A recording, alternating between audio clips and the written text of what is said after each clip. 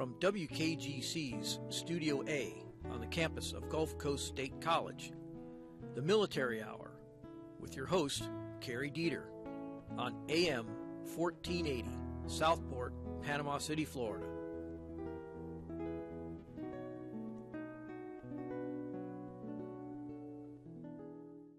Good morning and welcome to Military Hour. We have two very special guests this morning. We have Miss Deborah Ward of Universal Health Services Incorporated. Good morning, Deborah. Good morning. Nice to be here. Thank you for being here and coming with Tim Bedford, CEO of Emeral Coast Behavioral Hospital. Good morning, Tim. Good morning. Always a pleasure. Glad you're here. And we've got a topic that we want to talk about today that you kind of let me in on, but for everybody out there listening to Military Hour, turn your volume up, listen closely, because we've got a story to tell. Who's going to start with this topic? I'm not going to give it away. Okay, well, I think the first thing we're going to talk about is choice cards. Oh, choice card. And I just wanted to thank the veteran community for coming out to our barbecue on September 11th. Yeah. We ended up raising $12,721. Say that again. $12,721. You hear that, folks? Wow, what a community we live in Bay County here. Wow. And then 100% of it went to the Warrior Beach Retreat. So I'm sure Linda Copa is happy in the organization. Yeah, they do a great work, of course. Yeah. So do you. So Thank absolutely, you for all you do. Sure.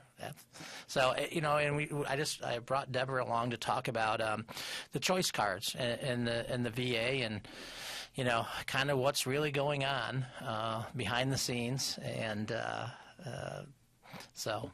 Can I share with you what us veterans say about the choice card? Certainly. Probably no surprise. It's the choice card, no choice, no use card. So, yeah, it's useless, unfortunately. It has been very interesting, the choice card and the history behind it and what's going on. And even within the contractors, which is HealthNet and Tri-West, they're frustrated as well, not being able to manage it. And it seems really what the crux of the problem is that the VA and the contractors don't have a venue or an avenue to communicate. Yeah, how true. Even with the phone numbers, that's an endless loop of people that don't know. They can't give you an answer. That has been what I've heard as well, yes. Yeah. Yeah, and I think one of the things, when somebody comes to us with a choice card is we have them call the VA hotline, so at least, hey, we got a record of it, number one, right. and then, of course, we take that veteran and ensure that they get good treatment on that, but some of these other organizations don't know what we know about the VA and how to maneuver around it. So, hopefully we'll be getting the word out as far as how you can get access and what you really need to do. Well, anything I can do to help get the word out. I mean, that's what I'm about trying to do. So, and that's why we're here. Well, glad you're here. Absolutely. The part of the problem, and I'm going to do this very briefly, is it would have been, to me, simple, because I'm pretty simplistic, if you're going to institute this program for veterans that are not in close proximity to treatment centers or whatever, not clinics. I mean, that's a local, like going to your regular, doctor. Okay, I get that. But if you need specialty treatment, suppose you have a heart condition or you're diabetic or you're, whatever, colonoscopy, whatever the case may be, mammograms for the ladies and such, why not come out with a card that's good at any hospital, okay, and let the VA pay for the treatment? I mean, wouldn't that be simple? Some of these guys and gals live so far away, it's crazy. And the VA will pay you one way. They'll pay, and I don't know which one it is to get you there or send you home, but you get paid for one way. So when I go to Pensacola, I'm looking at that too.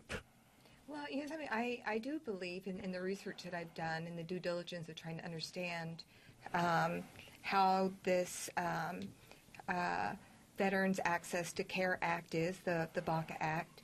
And I think it was written with good intentions, meaning that that's what it was written for, so the veteran can have a choice.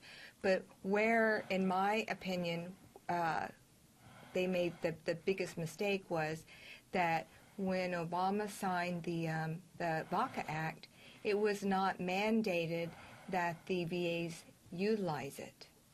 And so the different VISNs across the country really could decide for themselves whether or not they were going to use the $11 billion that the VACA was funded for. Yes, ma'am. So then, because they weren't using it and they were still coming up with the same issues, they implemented the Choice Act, which really gave, and that's when you received the cards, the veterans received the choice card, and that was designed so the veterans could actually initiate using that $11 billion for the VACA Act. But when you received the choice card, you didn't receive instructions, and even when you did call the number, the person that you were talking to didn't understand how to access it.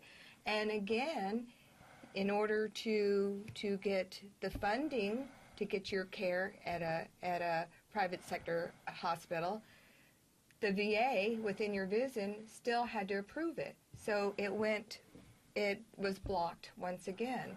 So then they decided to do away with actually the choice card and with the Patient-Centered Care Act, which was part of the VACA, and come up with the choice first. So that's what you have now is the choice first.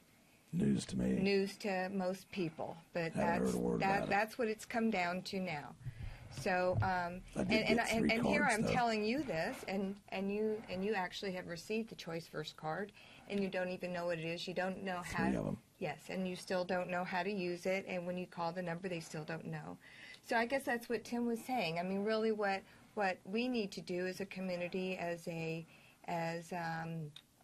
advocates for veterans to access care, is to get out there and educate people. And, you know, whether it's in the private sector or whether it's within the VA system, so we can work together and really utilize and that's really what we're trying to do is to educate, going to these VAs and these little CBOCs and ensuring they understand what it is. And because this is the money coming out of a different bucket now, I think a lot of the physicians in the VA are concerned that their veteran is going to get service and it's going to get paid for. Yeah. And so that's really the big thing that we're, and that's one of the reasons we have Deborah in town today is to educate my staff. So we can go out, because the hospital here, we actually service 3 different VISNs. Biloxi, I did not know Gainesville, 231's the dividing line. Huh. And then Tuskegee, we get some folks from, the lower Alabama area. And so it's really getting out there and educating everybody on it. And even the lower Alabama one is in Tri-West. Huh. So. I had no idea. And one other thing about the VACA Act, when you read it, and it's difficult to read, the language that they have used in order to talk about what they cover, the benefits they cover, it's not written in the language for psychiatric care. So when you talk about psychiatric care, when somebody comes to the door at Emerald Coast, they are in acute state, meaning that they are in danger of hurting themselves or somebody else. Well, the way the access is for that benefit, it's not written to address that. So when you call the 1-800 number, it goes into this holding pattern because nobody knows what to do and how to give the authorization for care. How seriously lacking is that? It's almost boggling to think that that's not written in there when we take into consideration we have 22, 23 veterans a day committing suicide, male and female. And those are the ones that just that upsets me. And those are the ones that they can count. Right. It's way beyond that. Wouldn't doubt it. makes my skin crawl just to even think about it. Well, and that's why we got to stick together on this and get the word out and educate people.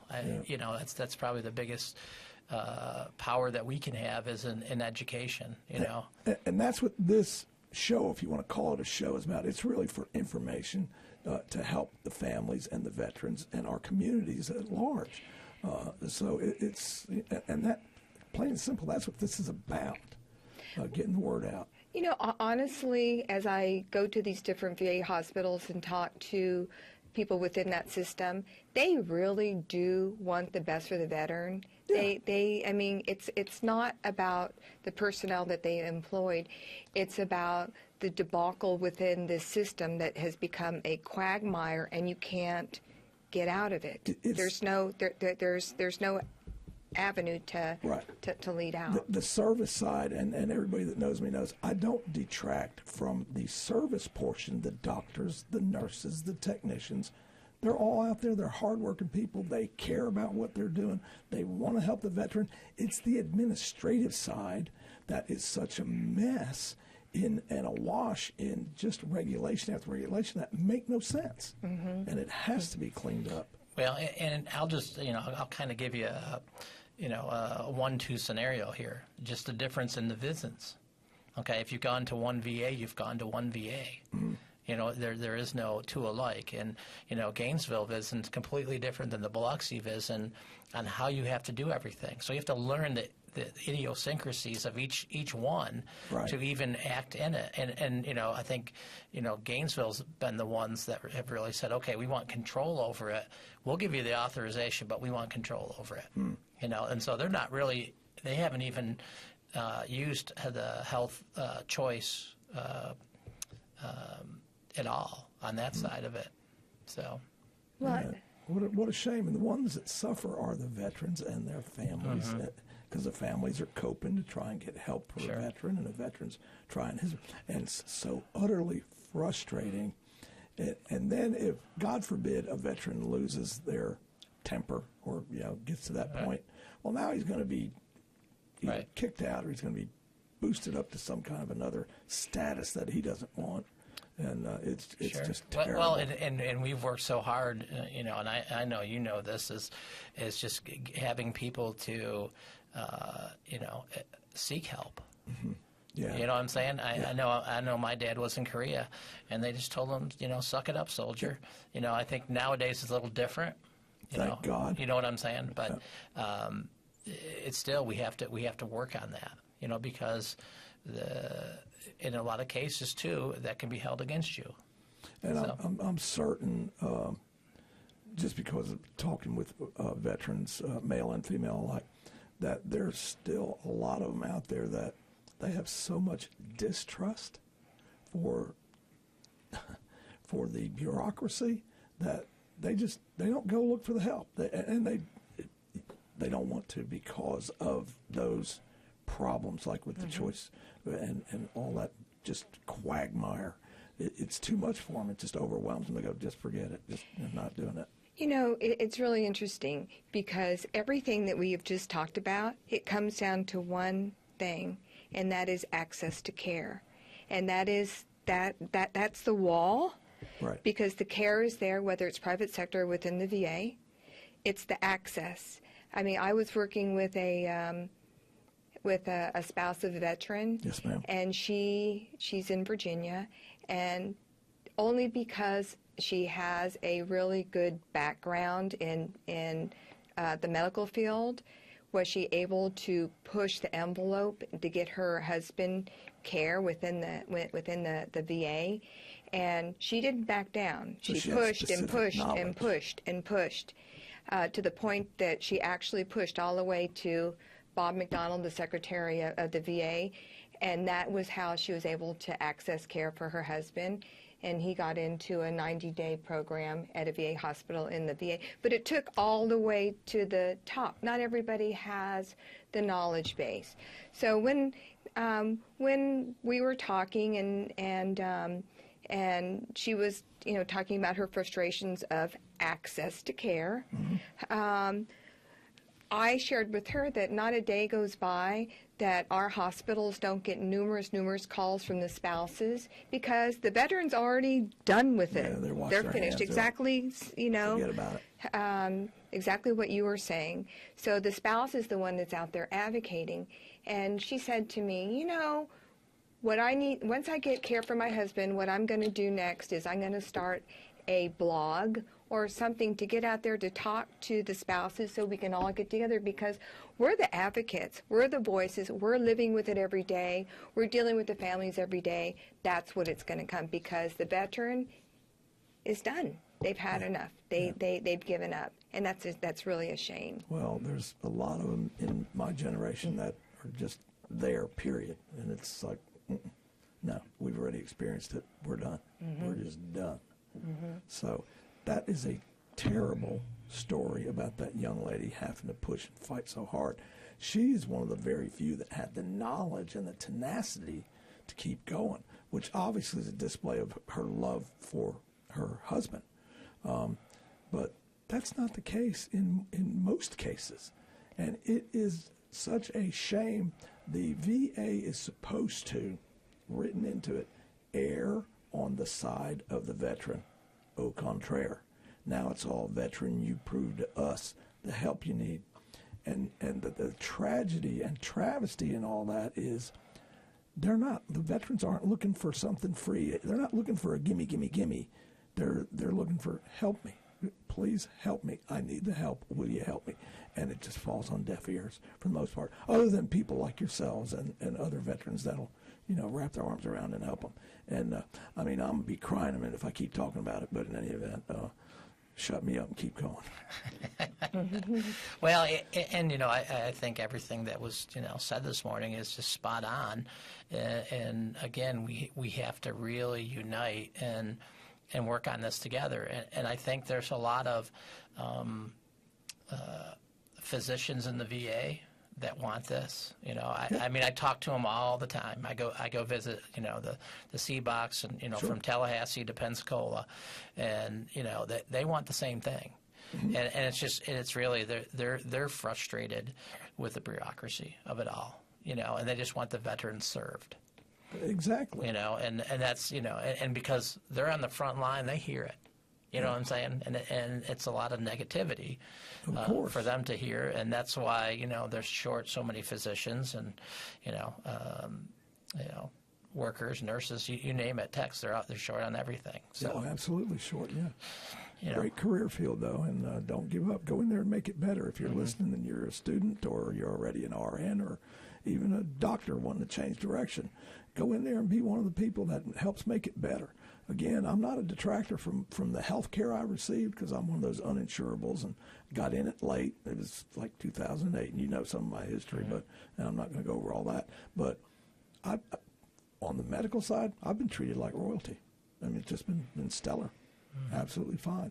Now, the other side of that coin, the administrative part, no, it's not good. It's just not good. So.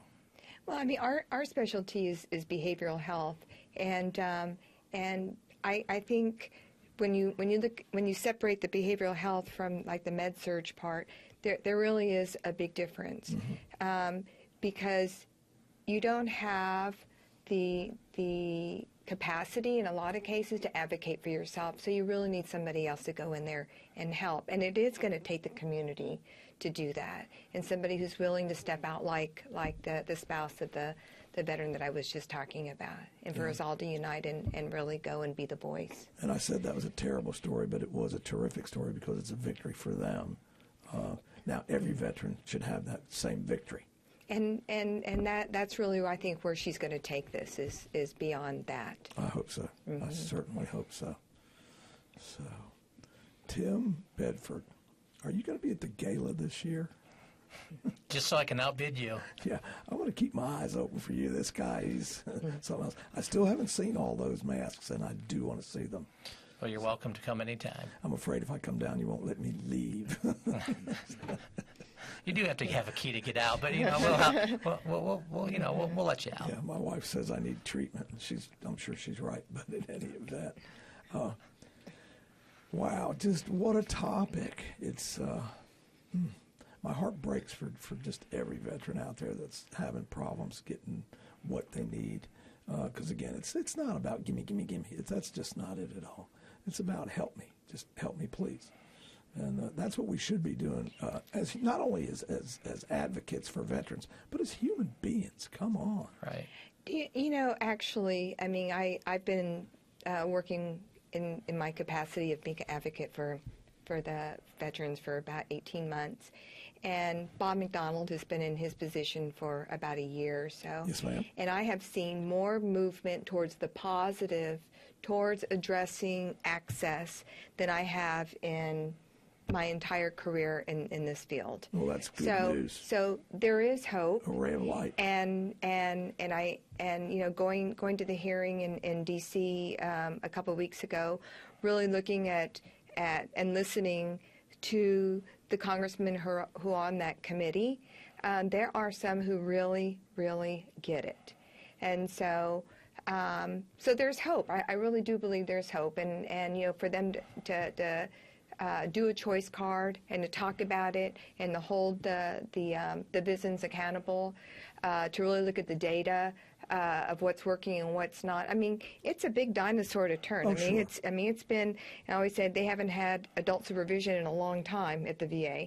So for Bob McDonald to go and make the shifts that he had in this short of a time, I think that is really, really a positive move. A step in the right direction. Mm-hmm. It's almost like General Motors. It was so huge of an organization that it turned and changed like a dinosaur. Mm-hmm. But eventually they woke up and go, you know what? We can't keep building these big gas hogs. We got to start doing something better for the public. And hopefully that's going to be the outcome for veterans and families. So, like Tim and I were talking earlier today, and there were a lot of hiding places that the VA could use in the past. But now that you have social media and you have data and you have people like yourself who are not afraid to speak out, you have advocates like Tim and his hospital and an organization like Universal Health Services that are out there putting their money where their mouth is to advocate for these veterans. I think the change, it's here. Yeah, it's going to come. Mm-hmm. When you got the instant communication capacities too, I mean, nothing escapes. It's just nothing's hid. And it will come to light. So hopefully the good change comes to fruition and comes quickly. That's what needs to happen for the veterans and their families. So tell you what, and this young man right here just does a terrific job at Emerald Coast Behavioral Health, and a tremendous asset for the community. Yes, and, very much so. Always a go-getter. He just workaholic. I said it. So yeah, okay. You're a workaholic. Anyway, a lot of us are. But. That's right. I just enjoy what I do. So, and for me, is my dad being a veteran, it's really just close to my heart. Sure. And anything that I can do to help anyone else, that's what I'm going to do. And so, just a couple months ago, and this is a slightly sad story, but had one of our therapists, her husband got cancer, who was a veteran, and again, it was about service, and they weren't basically going to get him in, and they finally got him in after we got a hold of our congresswoman and pushed the envelope on it. But he needed special treatment at MD Anderson over in Houston. We got him in over there, and bless his soul, he passed away a couple of weeks ago. Sorry to hear that. But you know what? We got him help. And I think that's the thing is you gotta keep on trying. You gotta keep on pushing it.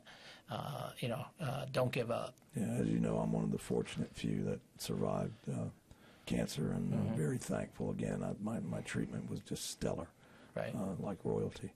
And you do such good work down there, and I appreciate it. And I know there's many, many more in the community that appreciate everything you do down at the Emerald Coast.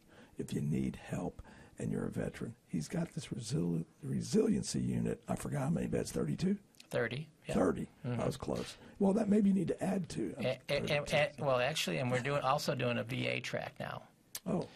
Okay, it's just for veterans in our embedded in our adult unit. A lot of them have come in and they've started drinking or doing drugs, Right. and so it's kind of you start there and then you can go to the other unit depending on what your diagnosis is and go from there. So we're seeing about 12 to 14 veterans a day in our facility, and then the rest are active duty. Well, that is just terrific, and so glad that you're doing that. And again, it's confidential. Exactly. It's not reported to the VA. So if you're a veteran in need, go down to Emerald Coast and talk with them. It's not reported, so you're not going to have to worry about that information getting to the VA and becoming part of your record. So that's a concern for a lot of veterans as well. So if they can get that help and that treatment, that might help them have the impetus to go and seek treatment. So, and if you know somebody, get them down there. Get them down to Emerald Coast. Take them down. Well, thanks. I appreciate that. Can't say enough about what you do, honest to goodness. Just fabulous. Lots going on in our community always. And not just directed at veterans. There's all kind of fundraisers going on for cancer awareness and heart and diabetes, which is one of my newer ailments. But in any event, it's controlled, so thankful for that. I'm very thankful. That's all right. I had my pink shirt and pink tie on yesterday. Yeah, I usually have the pink mustache. I didn't this year, unfortunately, but I normally do. But in any event, tell you what, we are coming up, believe it or not, on about 30 minutes already. Wow. And I don't think we scratched the surface. So I'm going to have to extend an open invitation to whenever you want to come back and can come back, please do, and share with our wonderful community here about what's going on, treatment that's available, and where they can get it, and how they can seek help. And you're aware of this, I believe, I'm going to probably say his name wrong. I haven't met him personally yet. I usually tie a name with a face. Reinhardt, Dr. Reinhardt. Wade Reinhardt, yep. H-Bot. And Linda Cope's also involved with that. Yeah, we're doing a lot of that, and we're looking to team up with either the Naval Station and or Dr. Reinhardt in doing some research with that. And using the hyperbaric chamber. Also, there's a big component when they did a lot of these studies. They didn't do it from the with a social services person there or a therapist there to talk to them while they're going through it. And so that's some of the stuff that we've discussed that would be extremely helpful on this. So that to us, it was flawed data that they've done previously. So, that's some of the things we discussed. And the other thing that we're talking about is actually looking at and getting a grant from Fort Rucker wants to look at doing TMS on a wider scale. We also do TMS, which is transcranial magnetic stimulation. Right, magnetic stimulation. Yeah. You mentioned it to me once before. Transcranial is what I have a problem with. Yeah, me too. But it's basically would be a study on that, and we have a number of our active duty that do this treatment because of either medications or their sensitivity to medications, or they can't take certain medications, and so it's actually worked very well with that. We've seen great that's results. Encouraging as well as the hyperbaric, and I was privileged enough to be able to see Emily Belays, who's the news director here at 90.7 at Gulf Coast State College. Did an interview, about 25 minutes worth of video with Dr. Reinhardt. Very informative. I will send you the link to that if you haven't seen it. Oh, yeah. And I've been over there and seen the So you've seen the chamber. Oh, my. It's awesome. You can do 12 people in there at a time. It's custom made. It's a phenomenal piece of work. I saw all that. They had to take half the building off just to get that thing in there. But what progress is being made with hyperbarics is just simply amazing. Yeah. So, but I'll do that. I'll get that to you. Great. Because it was interesting, and Emily is consummate professional as opposed to me, but because I'm just here trying to get the word out. So But in any event, Oh, you're a good Pied Piper. well, I don't know about all that, but in any event, I was afraid I'd upset Deborah with my little fiasco in the hall there about my new hearing aids. Thank you, VA. I needed them. Didn't realize what I was missing in my hearing. My wife did, because I had the TV at, like 100 dB, and she needed it at 20. And, and her words were, I was hearing them differently. And so anyway. Blah, blah. So they're not wah, wah, wah anymore? No, they're not okay. wah, wah, wah anymore. Now I can actually hear what she's saying, and, Awesome. It's bring me the butter, not do you want another soda. Anyway. But it's amazing, and again, I have to thank the VA and the audiologists and the doctors and whatnot. So, again, just stellar treatment for me. We're going to wrap this one up. Please come back and put up with me one more time. That would be great, as long as we can get the word out to the community. Oh, absolutely. That's what it's all about. We're going to sign off on Military Hour this time. Tune in next week at the same time, 9 till 10. And you got Dieter here. We're out. Thank you.